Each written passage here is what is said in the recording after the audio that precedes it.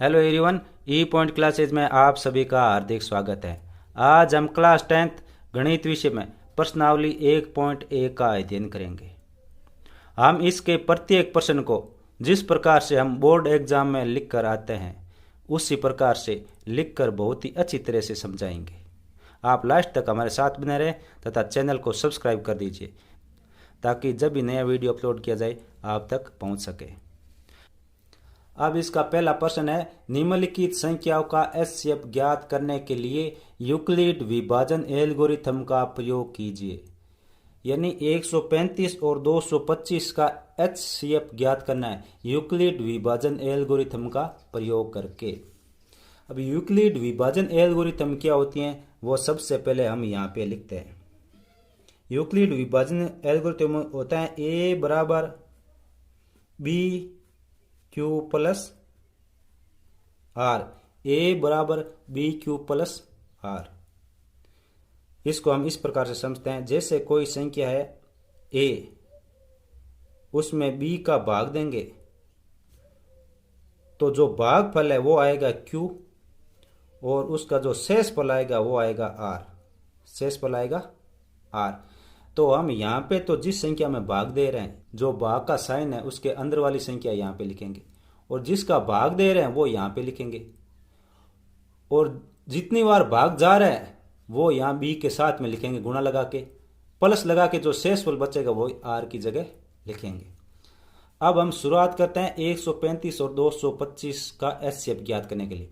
इसमें जो सबसे बड़ी संख्या है उसमें छोटी संख्या का भाग देंगे, जो बड़ी संख्या है उसमें छोटी संख्या का भाग देंगे। हम 225 है 225 में हम छोटी संख्या 135 है उसका भाग देंगे, 135 का भाग देंगे। अब 135 का भाग इसमें एक बार जाएगा और आएगा 135।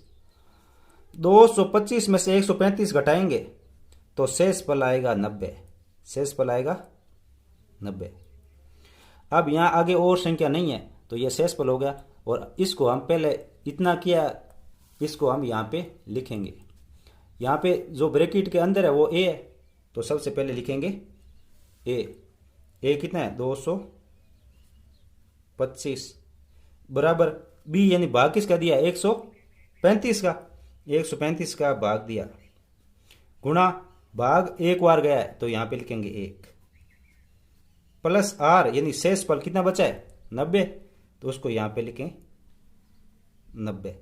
अब इसके आगे की प्रोसेस करेंगे, जितना ये किया उससे आगे करते हैं। अब इसके आगे यहाँ पे लगाएंगे ऐसे भाग का साइन, ये भाग का साइन लगाएंगे और उसमें यहाँ पे जो संख्या लिखेंगे वो जो 90 का जो शेषफल बचा है उससे पहले जिस संख्या का भाग दिया, यानी इससे पहले इसका भाग दिया तो जिसका भाग दिया पहले उसको यहाँ पे लिखेंगे, यहाँ पे लिखेंगे 135। अब 135 में 90 का भाग देंगे तो 90 का भाग एक बार जाएगा, ये 90। 135 में से 90 घटाएंगे तो शेषफल बचेगा 45 यानी 45। अब जो यहाँ पे जो प्रक्रिया हुई है उसको यहाँ पे लिखेंगे, जो ब्रैकेट के अंदर है उसको सबसे पहले यहाँ ए में लिखेंगे या ए के नीचे लिखेंगे 135। अब भाग किसका दिया 90 का, भाग 90 का दिया तो यहां पे लिखेंगे 90। कितनी बार भाग गया है एक बार, 90 गुणा 1 प्लस शेषफल, शेषफल कितना है 45 तो 45 यहां पे लिखेंगे। अब इतनी प्रक्रिया करने के बाद हम इसको और आगे बढ़ाएंगे। ये शेषफल बचा हुआ है, जब तक शेषफल 0 नहीं आए तब तक ये प्रक्रिया करेंगे। अब जो 45 से पहले किस संख्या का भाग दिया गया था 90 का, तो 90 यहां पे लिखेंगे। अब 45 का 90 में भाग देंगे तो कितनी बार जाएगा 2 बार 90 आएगा। अब 90 में से 90 घटेंगे तो शेषफल बचेगा 0, शेषफल बचेगा 0। अब जो प्रक्रिया हुई है अब उसको यहां पे लिखेंगे हम। इस भाग के साइन में 90 लिखा हुआ है अब जो ये भाग का साइन है उसमें 90 है तो ए के नीचे लिखेंगे, जो भाग के साइन में है वो ए के नीचे लिखेंगे। फिर कितने का भाग दिया है 45, तो 45 यहाँ पे लिखेंगे गुणा। अब 45 का भाग 90 में 2 बार गया है तो यहाँ 2 बार लिखेंगे, प्लस शेष पल यहाँ क्या बचा है 0, 0 यहाँ पे लिखेंगे, 0 यहाँ पे लिखेंगे। अब जब शेष पल 0 बचा है उस टाइम किसका भाग दिया गया था, लास्ट में किसका भाग दिया गया था 45 का। इस प्रकार से 45 ही इसका HCF होगा, यानी 45 ही इसका HCF होगा। हम लिखेंगे 135 और 225 का HCF 45, यानी 135 और 245 का HCF कितना है 45। अब इसका नेक्स्ट पॉइंट है 196 और 38,220 का HCF ज्ञात करना है, यानी इसका HCF ज्ञात करना है। तो हम सबसे पहले लिखेंगे यूक्लिड विभाजन एल्गोरिथम, A बराबर B Q plus R, B Q plus R. अब हम इसका विभाजन करना शुरू करेंगे। 38,220 इसमें भाग देंगे छोटी संख्या 196 का, 196 का भाग देंगे, इसमें 196 का भाग देंगे तो सबसे पहले एक बार जाएगा तो 196। अब इसमें से ये 196 घटाएंगे तो आएगा 186। अब यहां पर यूक्लिड विभाजन एल्गोरिथम नहीं अपनानी है, इसको शेषफल नहीं मानेंगे क्योंकि अब और आगे संख्या पड़ी है, तो हम इसका उपयोग करेंगे। अब 186 तो ऊपर से 2 उतारेंगे। अब 1862 है, इसके अंदर 196 का भाग देंगे तो 9 बार जाएगा, आएगा 1764। 1862 में से 1764 घटाएंगे तो आएगा 98। अब ऊपर से 0 है, 0 उतारेंगे। अब 980 है, 980 में 196 का भाग देंगे तो जाएगा 5 बार, 5 बार तो आएगा 980। शेषफल बचेगा 0, शेषफल बचेगा 0, यानी 38,220 में 196 का भाग देने पर 195 बार जाएगा और शेषफल 0 बचेगा। तो हम इसको यहां पे लिखेंगे। इसमें ए क्या है 38,220, 38,220 और भाग दिया था 196 का, वो भाग गया, भागफल है 195, यानी 196 का भाग दिया और भागफल है 195 प्लस शेषफल है 0, शेषफल है 0। जब शेषफल 0 बचता है उस टाइम जिस संख्या का भाग दिया वही HCF होता है, तो इसका HCF है 196, इसका HCF होगा 196। हम लिखेंगे 196 और 38,220 का HCF 196 होगा। अब इसमें देखो 38,220 बड़ी संख्या है, इसमें छोटी संख्या का भाग देंगे। 38,220 में छोटी संख्या 196 का भाग दिया, तब 195 भागफल आया और शेषफल 0 है। अब इसको यूक्लिड विभाजन एल्गोरिथम के रूप में लिखेंगे। A यानी जिस संख्या में भाग दिया गया, B यानी जिस संख्या का भाग दिया, और यहाँ Q यानी भागफल प्लस R यानी शेषफल। हम इसको लिखा, यहाँ शेषफल 0 आ रहा है, इसका अर्थ है कि जब 0 आया उससे पहले जिस संख्या का भाग दिया वही HCF होता है, और जब 0 आया इससे पहले इसमें किसका भाग दिया गया 196 का, तो ये इसका HCF होगा। इस प्रकार से ही आपको एग्जाम में लिख के आना है, इस तरफ भाग लगा के और यहाँ पे लिखना है, और जो जब 0 बचे उससे पहले जिस संख्या का भाग दिया गया है वो HCF होगा और उसको यहाँ पे लिखना है। अब क्वेश्चन है 867 और 255 का HCF ज्ञात करना है। इसमें यूक्लिड विभाजन एल्गोरिथम अपनाएंगे। A बराबर B Q plus R, B Q plus R. अब हम 867 में 255 का भाग देंगे, 255 का भाग देंगे तो 255 का भाग जाएगा 3 बार, यहाँ आएगा 765। अब इसमें से 765 घटाएंगे तो शेष पल आएगा 102। अब और आगे संख्या नहीं है, अब आगे संख्या नहीं है तो हम इसको यहाँ पे लिखेंगे।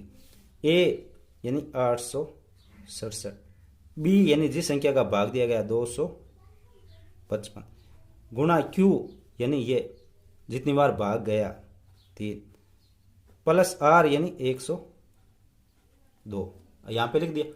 अब हम इससे आगे प्रक्रिया अपनाएंगे, इसके आगे भाग का साइन लगाएंगे और यहाँ पे लिखेंगे शेषफल बचने से पहले जिस संख्या का भाग दिया वो यहाँ पे लिखेंगे। तो यहाँ पे लिखेंगे 255। 255 में हम 102 का भाग देंगे तो ये जाएगा 2 बार, यहाँ आएगा 204। 255 में से 204 घटाएंगे तो शेषफल आएगा 51। अब इस प्रक्रिया को यहाँ पे लिखेंगे। 255 बराबर 102 का भाग दिया और 2 बार भाग गया, शेषफल बचा 51, इसको यहाँ पे लिख देंगे। अब हम इसके आगे और प्रक्रिया अपनाएंगे। ये 51 है, इससे पहले जिस संख्या का भाग दिया वो यहाँ पे लिखेंगे। 102 यहाँ पे लिखेंगे। अब 102 में 51 का भाग देंगे, 2 बार जाएगा और आएगा 102, शेषफल बचेगा 0। अब इसको यहाँ पे लिखेंगे, ये ब्रैकेट के अंदर है, इसको लिखेंगे यहाँ पे 102 जिसका भाग दिया गया 51 इंटू जितनी बार भाग गया 2 प्लस शेषफल 0, शेषफल 0। अब शेषफल 0 आ गया तो इसमें जब 0 आया उससे पहले जिस संख्या का भाग दिया गया, जिस संख्या का भाग दिया वो इसका होगा एचसीएफ, यानी इसका भाग दिया गया 51 का तो ये इसका होगा एचसीएफ। अंततः 867 और 255 का एचसीएफ 51, यानी इसका एचसीएफ कितना होगा 51 होगा। अब हम इसका क्वेश्चन नंबर 2 हल करना शुरू करते हैं। क्वेश्चन नंबर 2, दर्शाइए कि कोई भी धनात्मक विषम पूर्णांक 6q+1 या 6q+3 या 6q+5 के रूप का होता है जहां q कोई पूर्णांक है। इस प्रकार के क्वेश्चन में सबसे पहले हमें कोई धनात्मक विषम पूर्णांक मानना होगा। सबसे पहले हम माना कोई विषम धनात्मक पूर्णांक ए है, कोई विषम धनात्मक पूर्णांक ए है। अब इसमें यूक्लिड विभाजन एल्गोरिथम का उपयोग करने के लिए इसमें बी भी मानना होगा और हम बी ये 6 मानेंगे क्योंकि हमें इसको सिद्ध करने के लिए हमें बी 6 मानना होगा। अब ए तथा बी बराबर 6 के लिए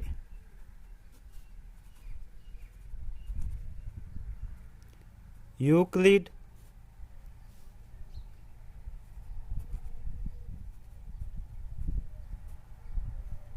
विभाजन एल्गोरिथम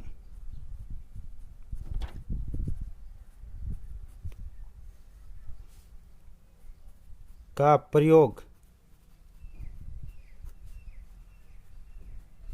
करने पर ए तथा बी बराबर 6 के लिए यूक्लिड विभाजन एल्गोरिथम का प्रयोग करने पर ए बराबर 6q+r यूक्लिड विभाजन एल्गोरिथम होता है, उसमें होता है ए बराबर bq+r। हमने यहाँ b बराबर 6 माना है इसलिए 6q+r। r का मान 0 से बड़ा होता है या 0 के बराबर होता है। r का मान 0 से बड़ा होता है या 0 के बराबर होता है, लेकिन इसका मान 6 से छोटा होगा, 6 से छोटा होगा क्योंकि b का मान होता है और b का मान हमेशा यूक्लिड विभाजन एल्गोरिथम में भाग देने में काम आता है। तो हम किसी संख्या में 6 का भाग देंगे तो शेषफल बचेगा वह 6 से छोटा होगा और 0 से बड़ा या 0 के बराबर होगा। इसलिए संभावित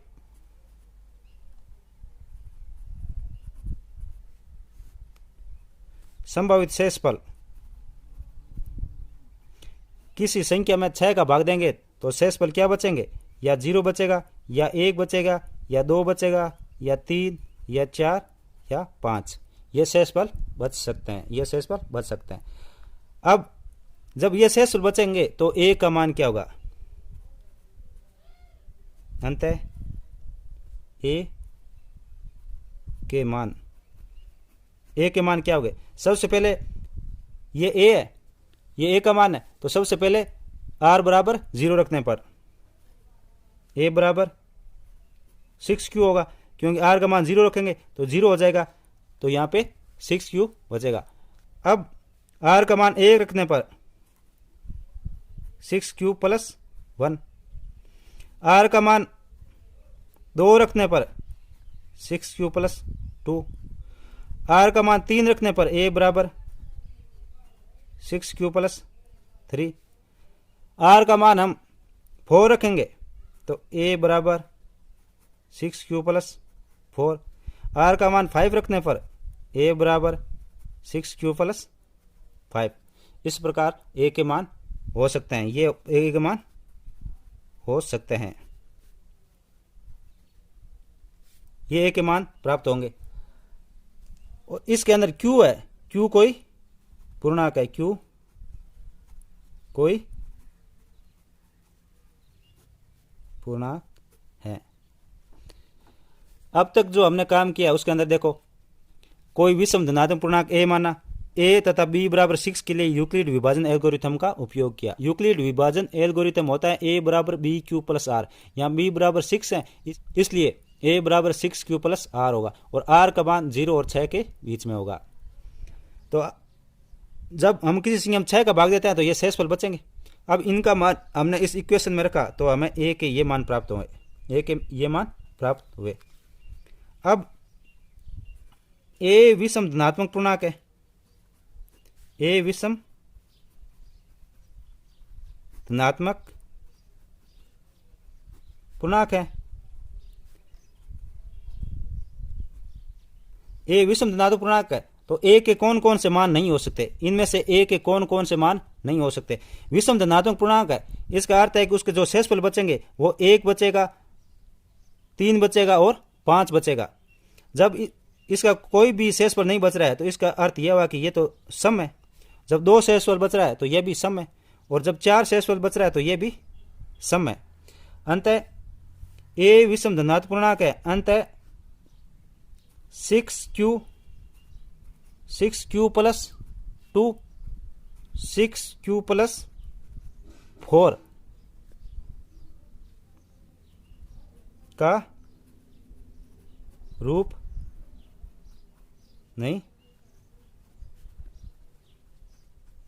हो सकता। a विषम धनात्मक पूर्णांक है तो a का ये रूप नहीं हो सकता, a का ये रूप नहीं हो सकते, क्योंकि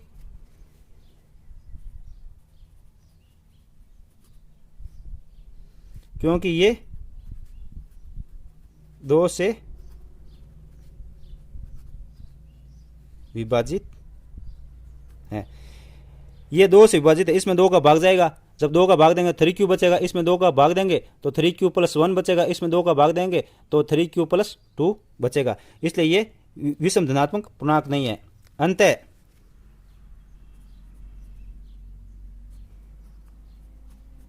कोई भी धनात्मक विषम पूर्णांक, अंत कोई भी धनात्मक विषम पूर्णांक का रूप क्या होगा, जब ये नहीं हो सकते तो विषम धनात्मक पूर्णांक का रूप ये होगा 6q प्लस 1, 6q प्लस 3 और 6q प्लस 5। अंतः विषम धनात्मक पूर्णांक 6q प्लस 1 या 6q प्लस 3 या 6q प्लस 5 के रूप उसका होता है जहाँ Q कोई पूर्णांक है, जहाँ Q कोई पूर्णांक है। इस प्रकार से ये क्वेश्चन नंबर 2 कंप्लीट हुआ। इस क्वेश्चन को एक बार दोबारा समझते हैं। इसके अंदर कोई धनात्मक विषम पूर्णांक 6Q + 1, 6Q + 3 और 6Q + 5 के रूप का होना चाहिए। इसमें हमने पहले विषम धनात्मक पूर्णांक a मानेंगे, फिर a तथा b = 6 के लिए यूक्लिड विभाजन एल्गोरिथम का उपयोग करेंगे। जब b = 6 है तो इसका अर्थ है कि कोई संख्या हम 6 का भाग देंगे तो शेषफल बचेगा, यानी r यानी रिमाइंडर यानी शेषफल, तो वो 0 और 6 के बीच में होगा। तो संभावित शेषफल ये हो सकता है 0, 1, 2, 3, 4 और 5। जब r के मान हम इसमें रखेंगे तो हमें a के ये मान प्राप्त होंगे। इनमें से 6Q + 2 और 6Q + 4 ये सम धनात्मक पूर्णांक है, सम धनात्मक पूर्णांक है क्योंकि इनमें 2 का भाग जाता है। उसके बाद में जो पीछे बचेंगे वो होंगे 6Q + 1, 6Q + 3, 6Q + 5, ये विषम धनात्मक पूर्णांक है क्योंकि इनमें 2 का भाग नहीं जाता है। अंततः हम लिख सकते हैं, अंततः हमने ये लिखा कि कोई भी धनात्मक विषम पूर्णांक 6Q + 1 या 6Q + 3 या 6Q + 5 के रूप का होता है जहाँ Q कोई पूर्णांक है। अब क्वेश्चन नंबर 3, किसी परेड में 616 सदस्यों वाली एक सेना की टुकड़ी को 32 सदस्यों वाले एक आर्मी बैंड के पीछे मार्च करना है।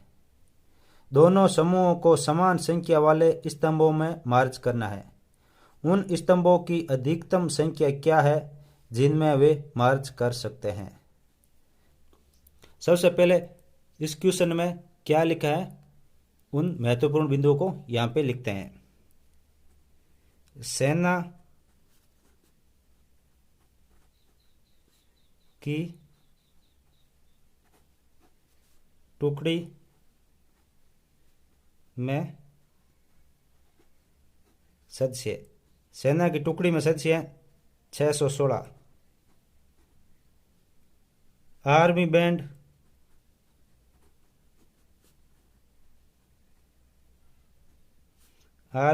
के सदस्य, आर्मी बैंड है उसमें सदस्य हैं 32। अब ज्ञात करना हमें स्तंभों की अधिकतम संख्या। स्तंभों की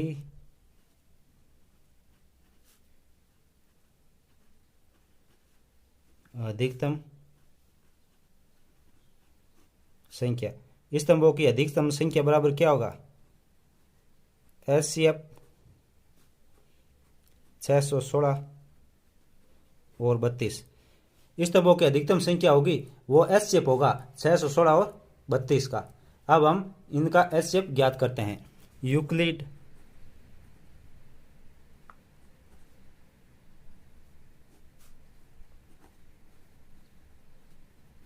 विभाजन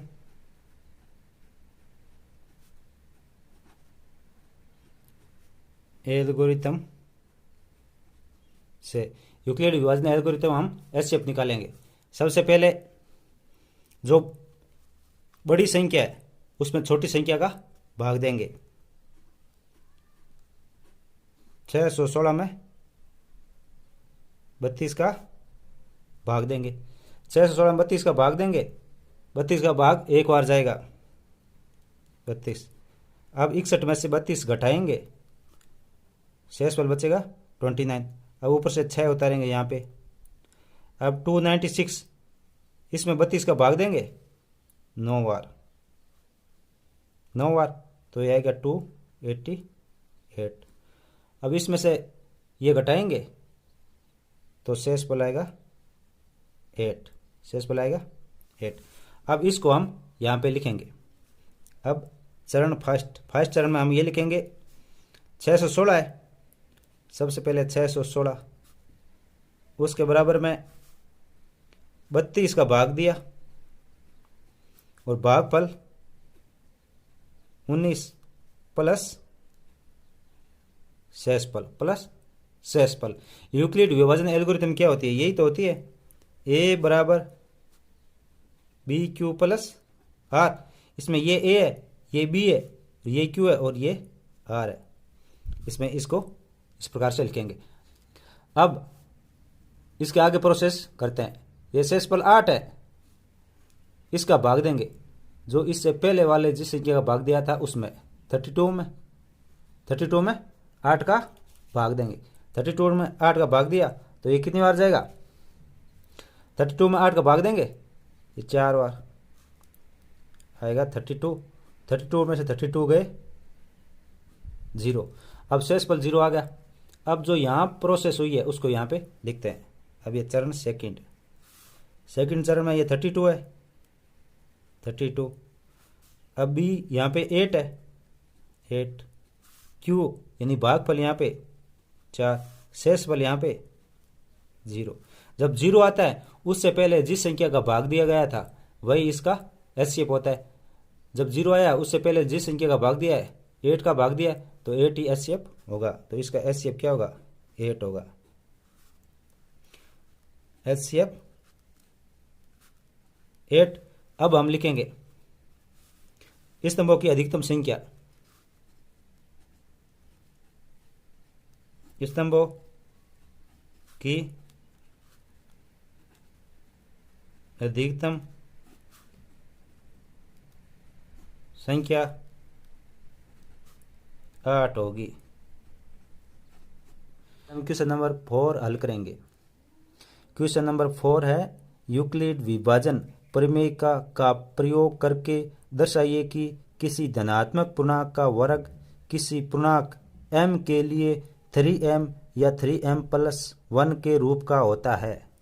यानी कोई धनात्मक पूर्णांक है और उसका वर्ग करेंगे तो उनका वर्ग करने पर जो प्राप्त होगी संख्या वह होगी 3m या 3m प्लस 1 के रूप का होगा। अब हम शुरुआत करते हैं। इसके लिए सबसे पहले हमें मानना होगा कोई धनात्मक पूर्णांक। माना कोई धनात्मक पूर्णांक x है। कोई धनात्मक पूर्णांक x है। अब ये धनात्मक पूर्णांक है तो इसका रूप क्या होगा? इसका रूप होगा 3q या 3q प्लस 1 या 3q प्लस 2। तब यह 3q प्लस 1 3q प्लस 2 इस रूप में होगा। अब यहाँ पे 3 क्यों लिया है? क्योंकि हमें इसका जब उत्तर निकालेंगे तो उत्तर में हमें 3 आना चाहिए, इसलिए हम यहाँ पे 3 लेंगे। इसलिए हमने लिया 3q प्लस 1 3q प्लस 2। यहाँ जो 1 और 2 ये क्या है? ये रिमाइंडर यानी शेषफल है। जब हम किसी संख्या में 3 का भाग देते हैं या तो शेषफल 0 बचता है या 1 बचता है या 2 बचता है। इसलिए हमने इसका रूप लिया है 3q प्लस 1 3q प्लस 2। अब इसके आगे वर्ग यानी इनका वर्ग करना है। अब सबसे पहले हम यदि x बराबर 3q है, x बराबर 3q है यानी x का अगर ये रूप है x बराबर 3q, अब हम इसका वर्ग करेंगे। वर्ग करने पर इसका वर्ग करेंगे दोनों तरफ। इस तरफ भी वर्ग होगा और इस तरफ भी वर्ग होगा। वर्ग का अर्थ होता है ऊपर घात 2 लगाएंगे। x की घात 2 या 3q की घात 2। अब इस पे x की घात 2 है, इसका अर्थ है x स्क्वायर। 3q की घात 2 है, इसका अर्थ है 3q into 3q 3q into 3q। 3 को 3 से गुणा करेंगे तो आएगा 9। q को q से गुणा करेंगे तो आएगा स्क्वायर आएगा। अब इसको 9 है, 9 को हम लिख सकते हैं 3 गुणा 3, ये q स्क्वायर का q स्क्वायर। अब हम 3 को 3 लिखेंगे। 3q² है, इसकी जगह हम लिखेंगे m, इसकी जगह हम लिखेंगे m, जहां m बराबर, m हमने 3q² के बराबर लिखा है, तो हम यहाँ लिखेंगे m का मान है 3q², 3q²। ये हो गया एक नंबर। 3m क्वेश्चन में सिद्ध करना था, किसी पूर्णांक को 3m के रूप में लिख सकते हैं, तो ये पहला सिद्ध हो गया, 3m के रूप में लिख सकते हैं। अब यदि x बराबर 3q+1 हो,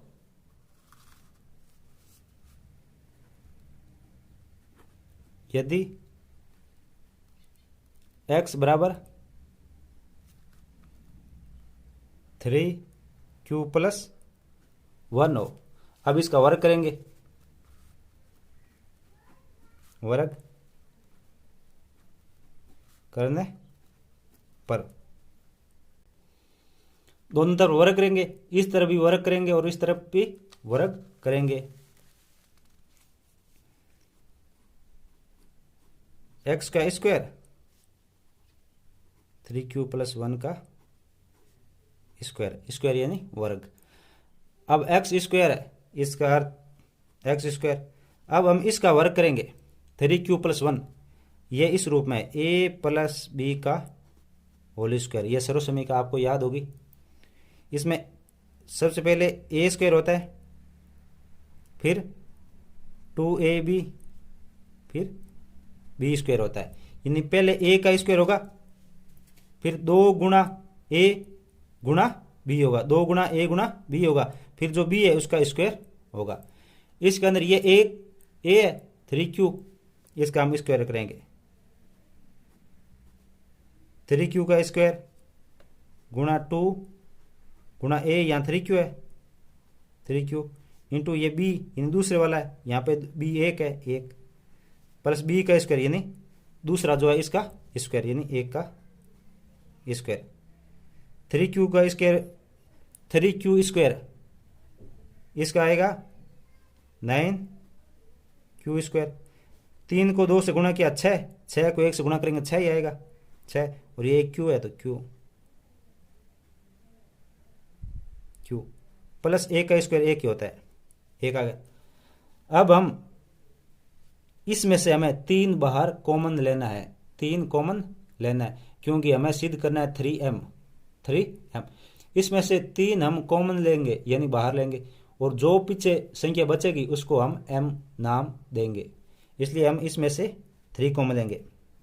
जब हम 3 यहाँ से निकालेंगे, 9 में से 3 बार निकालना, यानी 9 में 3 का भाग देंगे तो पीछे क्या बचेगा, 9, q² का q²।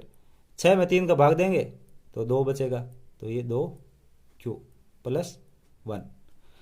अब हम जो ये दे रखा है यहाँ ब्रैकेट के अंदर, इसकी जगह m लिखेंगे, 3m+1, जहां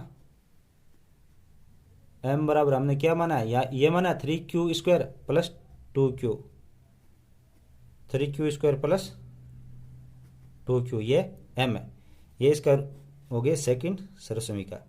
इसमें पहले सिद्ध करना था 3m, तो हमने 3m सिद्ध कर दिया, फिर 3m+1, ये 3m+1 सिद्ध हो गया।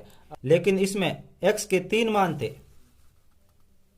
x के 3 मान थे, 3q, 3q+1, 3q+2, इसके लिए हमें 3m सिद्ध हो गया, इसके लिए हमें 3m+1 सिद्ध हो गया। अब इसके लिए 3m+1 सिद्ध करना है, तो हम इसका स्क्वायर करेंगे। अब हम लेंगे, यदि x बराबर 3q+2 हो, अब इसका वर्ग करने पर,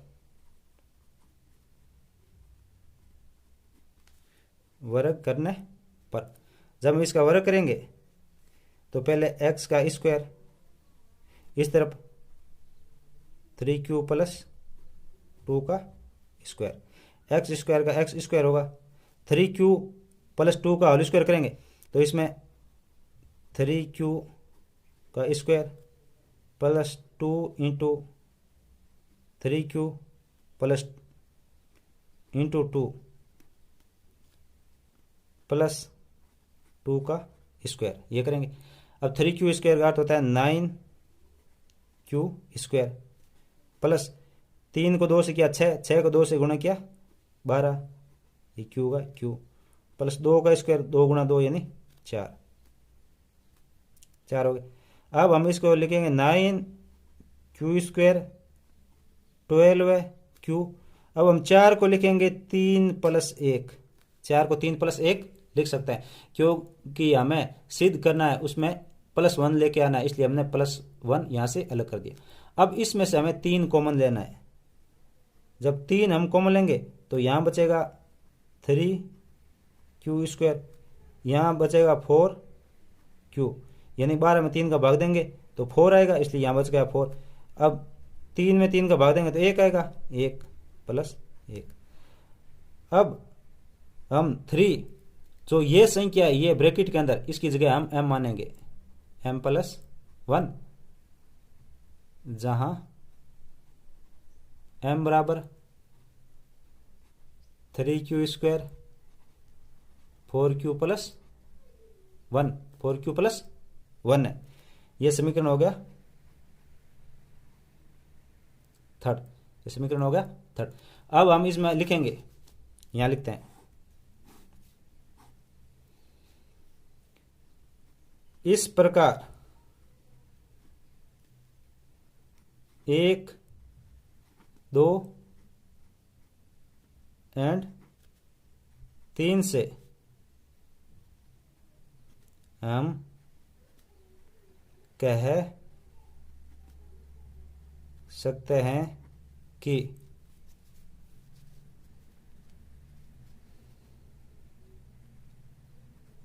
किसी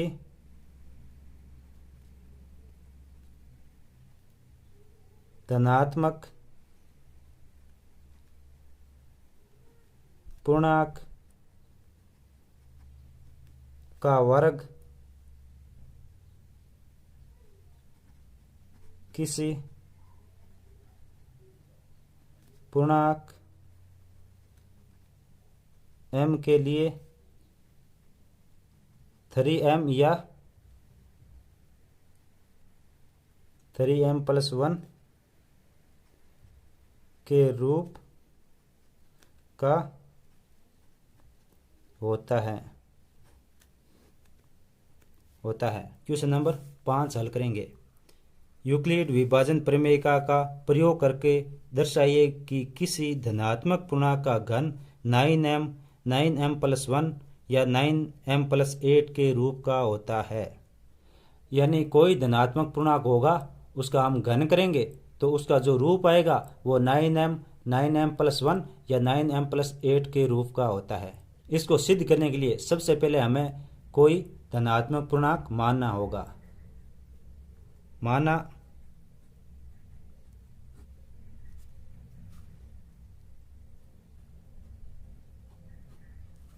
कोई धनात्मक पूर्णांक a है तथा b बराबर 3 है। अब यूक्लिड विभाजन एल्गोरिथम से यूक्लिड विभाजन प्रमेयिका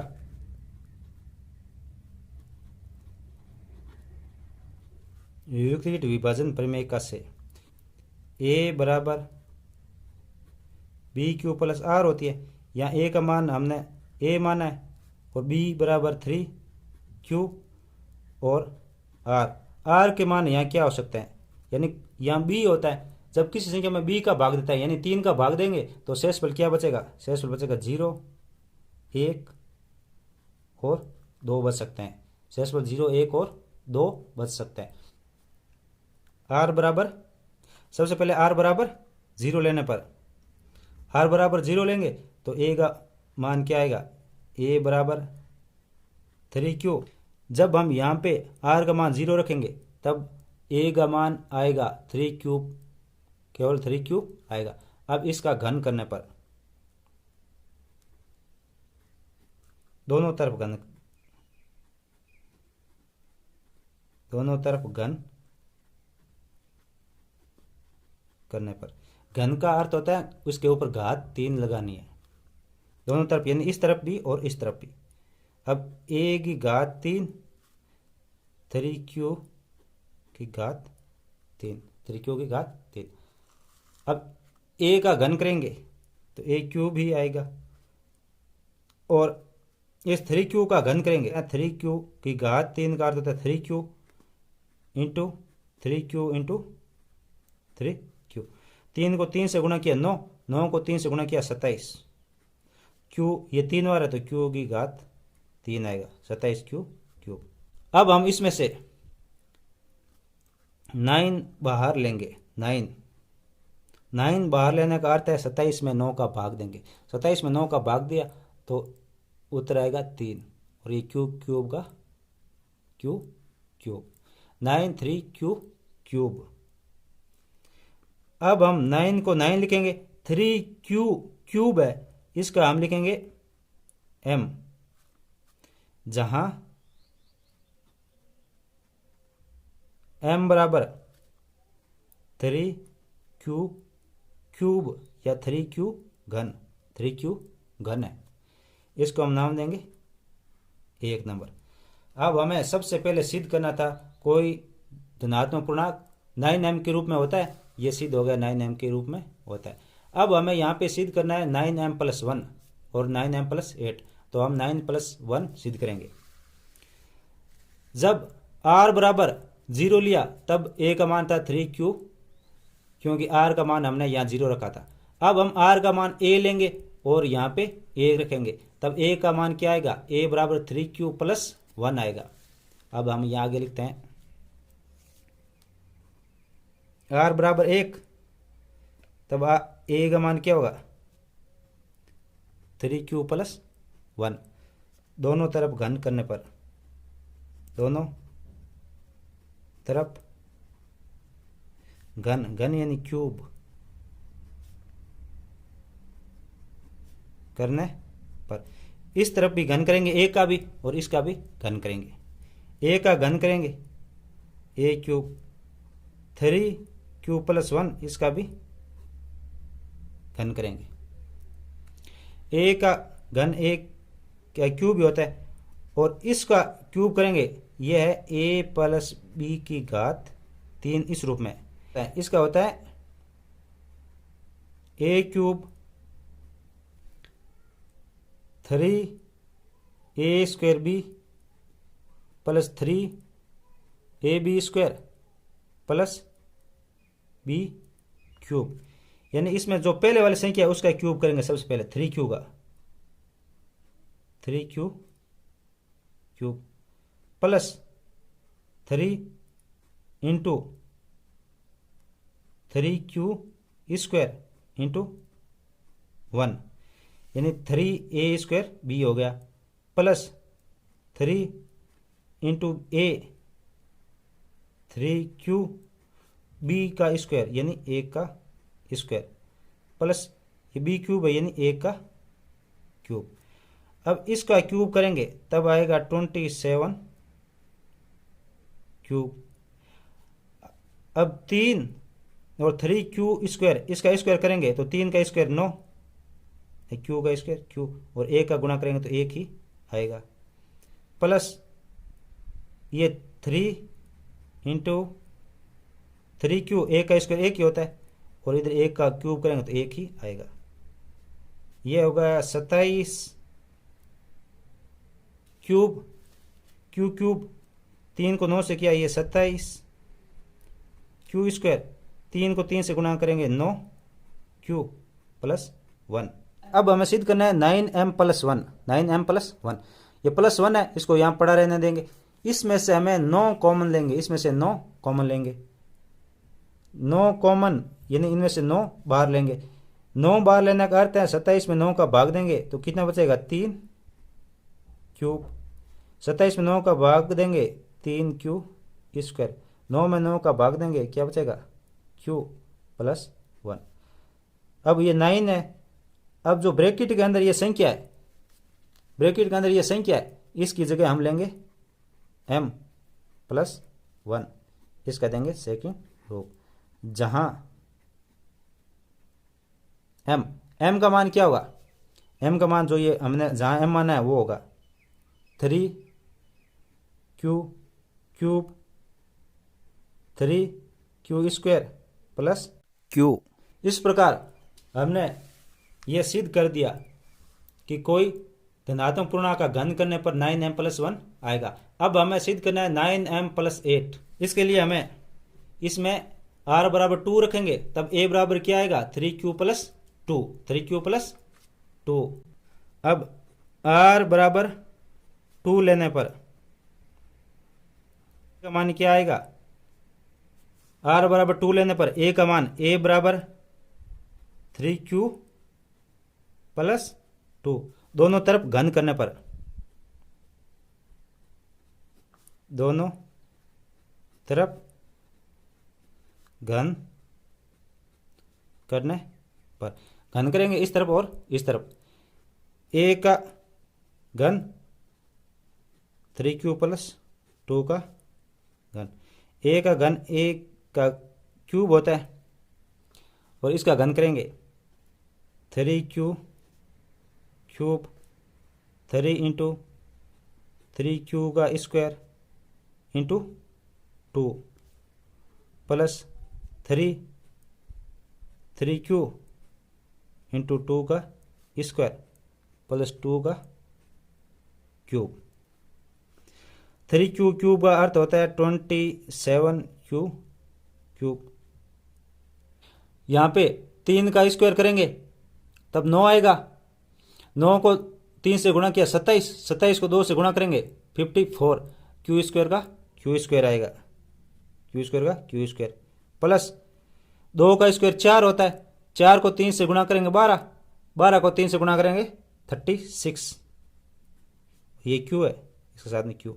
2 का क्यूब, 2 के क्यूब का अर्थ होता है 2 गुणा 2 गुणा 2, 2 को 2 से गुणा किया 4, 4 को 2 से गुणा किया 8 आएगा, 8 आ गया। अब यहाँ 8 का 8 रहेगा और इनमें से हमें 9 कॉमन लेना है, 9 कॉमन लेंगे, इसका अर्थ है इसमें 9 का भाग देंगे तो ये बचेगा 3q क्यूब, इसमें 9 का भाग देंगे तो ये बचेगा 6q स्क्वायर, इसमें 9 का भाग देंगे तो 4q + 8। अब हम जो ये ब्रैकेट में इसको m मानेंगे, 9m + 8, ये होगा 3 नंबर, जहां m बराबर 3q cube plus 6q square plus 4q होगा। इस प्रकार ये सिद्ध हो गया 9m + 8। हमें 3 बातें सिद्ध करनी थी, धनात्मक पूर्णांक का घन करने पर 9m, 9m + 1 और 9m + 8 का रूप होता है। तीनों बातें सिद्ध हो गई। इस प्रकार